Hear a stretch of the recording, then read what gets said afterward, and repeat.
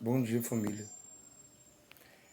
Me chamo Célio Clarindo, mais um alcoolista em recuperação. Limpa aí há uns 13 anos e alguns meses que eu não me lembro, tá? Em busca de recuperação, em busca de mudar a pessoa que eu fui ontem, tá? De me tornar um ser humano melhor. Na minha jornada da recuperação, para poder trazer conhecimento, entendimento da doença da adicção, tá? Isso preenche um vazio. Aí, muito na questão das minhas palestras, eu falo da importância de um propósito, né? Isso é fundamental no processo de recuperação, né? Como eu já falei no vídeo anterior, tá? Tem um tratamento, né? Tem a questão do processo que eu tenho que passar para chegar até esse nível de consciência que eu tenho hoje, porque no processo de recuperação existe o processo de tratamento. Então, há duas coisas que tem que se entender na recuperação. Para eu chegar à recuperação, eu tenho que passar por um tratamento, né? Quando eu estou dentro da clínica, tá? Se for o caso de eu ser internado ou de forma voluntária, onde eu tomo uma decisão, ou involuntária, como aconteceu no meu caso, que a família teve que tomar uma decisão, porque essa decisão ela foi bloqueada pela ação do álcool, né? Eu me trato, passo pelo processo de abstinência, né? Aí vem as fases do luto, que em outro vídeo eu vou estar falando. A negação é a primeira. Há um mecanismo de defesa na psique humana, onde eu nego a realidade das minhas falhas, de eu falhar como ser humano, de eu falhar como pai, de eu falhar como filho. Então eu nego minha realidade, porque por muitas vezes é entendido que, né? É entendido que a pessoa está mentindo, né? Mas na maioria dos casos é um mecanismo de defesa. Eu não aceito até porque há uma reestruturação, há uma modificação, tá, química. Foi o que a neurociência nos meus estudos, né, estudando a parte biológica, né, farmacológica, eu entendi. Né? Então, não é bem aquele conceito, ele está mentindo. Não, eu nego a minha realidade, que é o mecanismo de defesa. Há uma reestruturação, uma readaptação química no cérebro, processos de consciência crítica, tá? Processos de, né, você ter um senso de razão crítico, eles são afetados. Aí vem o processo de minimizar perdas e prejuízos que a gente trata. E a função do terapeuta, do psicólogo, da pessoa que está fazendo a abordagem, tá? Ela é fazer, tá? Que o paciente entenda, né, o porquê que ele está, né, no tratamento e o que ele deve fazer, tá, durante o processo para entender que a droga ela não é mais saudável na vida dele e que ele vai precisar mudar alguns aspectos da personalidade dele. Tá? Então, um processo para a família entender, que também eu estou estudando a questão da codependência, é que ele não está lá para desintoxicar. Ele está lá para, além da desintoxicação, tá? De todo um processo de investigação, né? Se até lá a droga ela afetou, né, as funções cognitivas, como atenção, memória, né? Se há um processo de comorbidade associada que possa explicar a questão da dependência, o processo de investigação do terapeuta, do psicólogo, para saber se os motivos são relacionados a traumas do passado, a feridas emocionais que ele não reconhece, tá? Quebrar crenças. Então há uma complexidade, né, por trás do tratamento. Ele não está lá para desintoxicar, né, ficar tendo as visitas, recebendo os agradinhos, que em algumas clínicas, centros de recuperação tem, a questão das merendas, tá?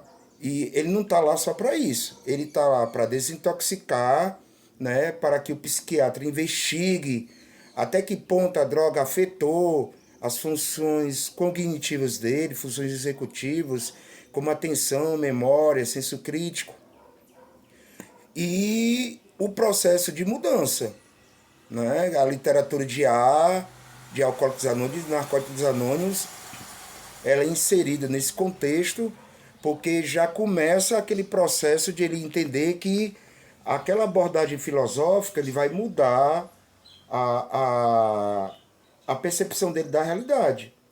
Né? Ele vai quebrar crenças, então a literatura, tá? Vai mostrar o caminho. Né? Por isso que lá dentro a gente fala da importância dos grupos de autoajuda, porque a gente já começa a tratar, depois que ele passa pelas fases, né? Ele chega sob efeito da droga, ainda com padrões emocionais totalmente alterados, como a questão da raiva, agressividade, e até então todo esse processo para ele depois se engajar na literatura. Né? No momento que eu leio, no momento que eu estudo, entendo, evidentemente com a ajuda do psicólogo, do terapeuta, tá? Que geralmente a importância do terapeuta no processo, tá? Que ele tem a doença, que hoje ele está em recuperação e que ele é aquela motivação. É uma equipe multidisciplinar, tá? A nossa doença ela é biopsicossocial e espiritual, então passa pelo terapeuta, né? O empírico, aquele que passou pelo deserto e hoje pode motivar e dar esperança para o paciente de que existe uma vida sem droga.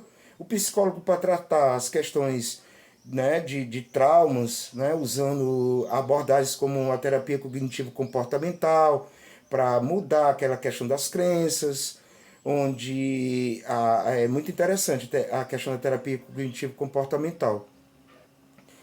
Ela faz você mudar a sua percepção do mundo, né, sabendo que essas habilidades socioemocionais ela tem que ser entendidas pelo paciente.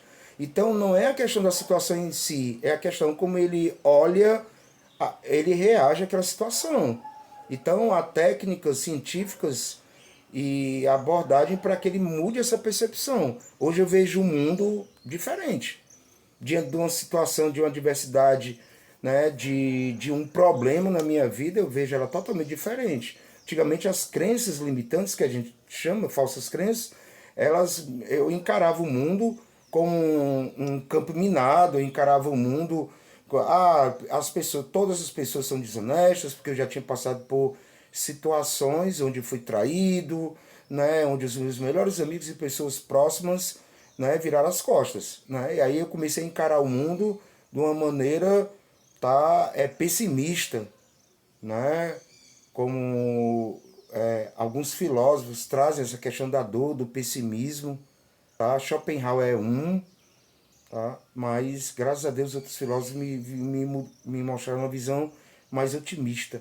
Por isso a importância do autoconhecimento, do estudo. Então, naquele momento também, além da minha visão distorcida da realidade, há uma distorção psíquica causada pela droga. Né?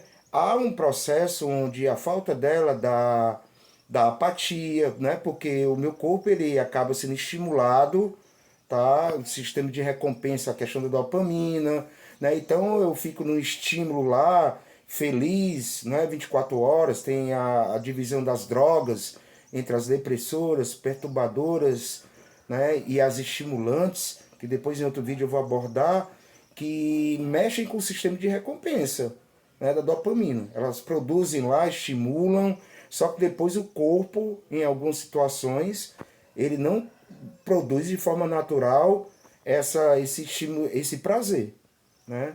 Então, só para a família entender e as pessoas entenderem que o processo de tratamento é uma coisa e o processo de recuperação é outra. Recuperação é uma coisa a longo prazo, que ele vai ter lá fora, né? Pegando as coisas que ele teve no tratamento para poder colocar a ação lá fora e manter a constância da sua manutenção. Porque muitos recaem porque não fazem o que é sugerido durante os 3, 6 ou mais tempo que ficam em tratamento. Né? Para a família, que eu estou estudando a codependência, né? Não entender que ele está para desintoxicar, né? Para tomar medicação e aí sair quando ele estiver bem gordinho e o remédio estiver atuante. Isso é importante. Mas se ele não mudar a maneira dele de pensar, não quebrar as crenças com relação à substância, tá? Não quebrar crenças limitantes com relação ao ego, às coisas da vida que ele via de forma distorcida, até porque a droga também ajudava, tá? Ele não vai permanecer limpo lá fora. Né? Então, por isso que a importância da maneira de pensar da pessoa, a filosofia, ela junto com o processo de tratamento psicológico e psiquiátrico.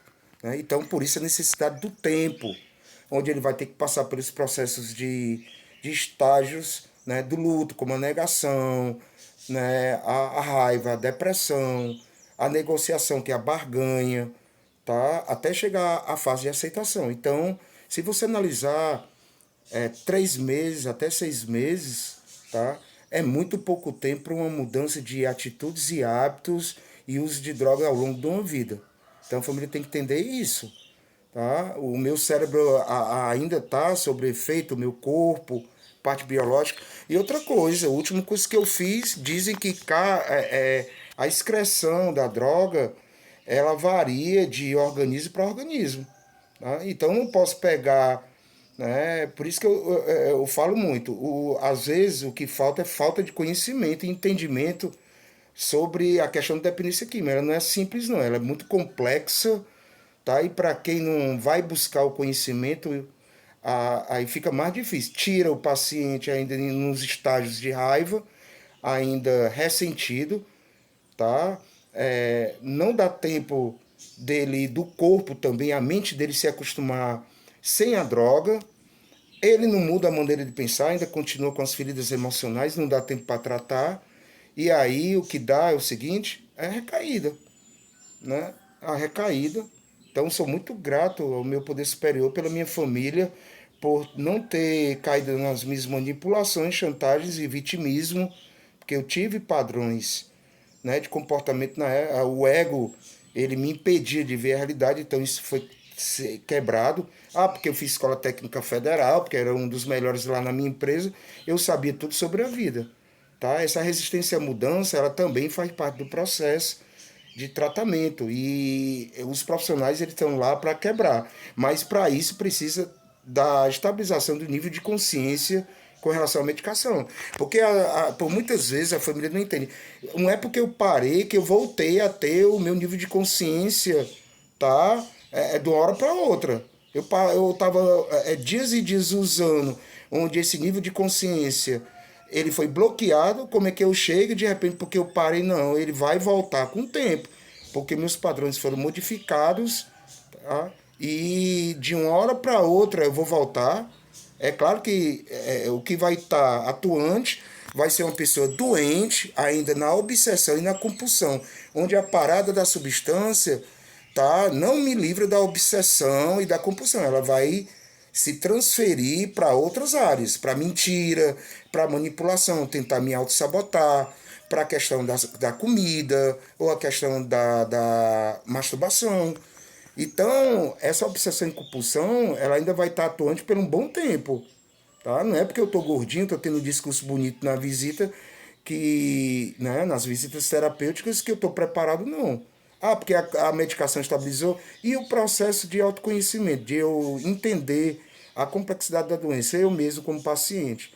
Então, a família também tem que se tratar e buscar no amor, nos grupos de autoajuda que tratam também as famílias, o conhecimento também da paciência, da participação da família, mas uma participação ativa com relação a entender que os profissionais eles estão entendendo do que estão fazendo e não tomar decisões, né, geradas pelo sentimento de culpa, né, de necessidade de controle, que é as questões da codependência. Então, e outra coisa, tá? Eu preciso ter o entendimento de um Deus na minha compreensão, que a nossa doença também tem a parte espiritual. Eu saio sem ter esse Deus, né? Sem entender a importância desse Deus, a minha compreensão, que ele não precisa ser Jesus, como no meu caso, mas ele pode ser sua consciência, tá? Ele pode ser um projeto de vida. E outra coisa, ainda não dá tempo nem fazer o plano de prevenção à recaída, que é a modificação da rotina, onde ele vai voltar para o mundo lá fora e ele tem que ter um planejamento e metas traçadas.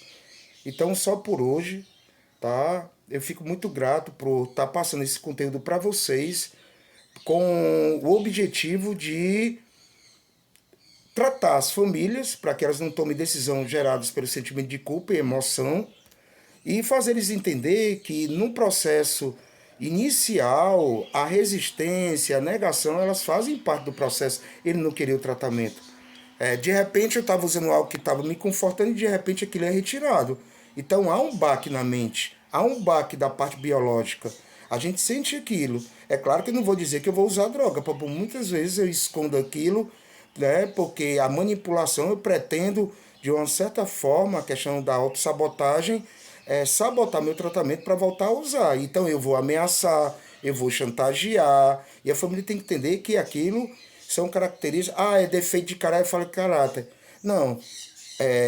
Eu tô com a minha personalidade totalmente fragmentada e naquele momento, tá? Aqueles defeitos, eles fazem parte do adicto, tá? Eu tenho que entender que eu tô doente, que o ente querido tá doente, que ele precisa passar por todo um processo para ele chegar, no mínimo, a um nível de consciência e a um conhecimento para que ele possa executar a sua recuperação com eficácia, sabendo que a doença ela não tem cura, mas tem tratamento e a manutenção dela lá fora, né? Então, um bom dia, um abençoado dia com Jesus Cristo, tá? E que possam entender, tá? Que essa pessoa que está aqui, a intenção é ajudar, tá?